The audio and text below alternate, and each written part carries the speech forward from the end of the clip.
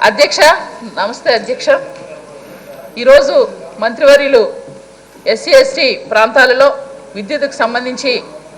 అన్ని ప్రాంతాలలో కూడా విద్యుత్తు అంటే కరెంటు ఉందని అంటున్నారు అధ్యక్ష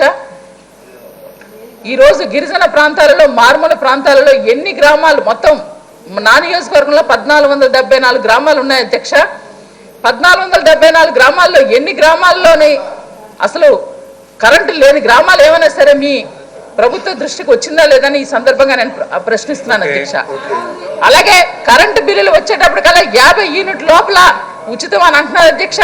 కానీ ఇక్కడ జరుగుతున్నది ఏంటంటే కొండ ప్రాంతాల్లోకి ఇప్పుడు వీళ్ళు బిల్లులు తీసే వాళ్ళంతా ప్రైవేట్ వాళ్ళు తీస్తున్నారు అధ్యక్ష వాళ్ళు కొండ ప్రాంతానికి వెళ్ళక ఒక ప్లేస్ లో ఒక చెట్టు కిందనో లేదంటే ఊరి కిందనో కూర్చొని అధ్యక్ష ఒక్క నిమిషం అధ్యక్ష అది కూర్చొని వాళ్ళు బిల్లులు చేస్తే అక్కడ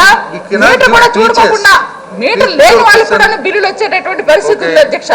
అవన్నీ కూడా ప్రభుత్వం దృష్టికి వచ్చిందా లేదా వస్తే కనుక దాని మీద ఎటువంటి చర్యలు తీసుకుంటున్నారో చెప్పాల్సిందిగా తమ ద్వారా అడుగుతున్నాం.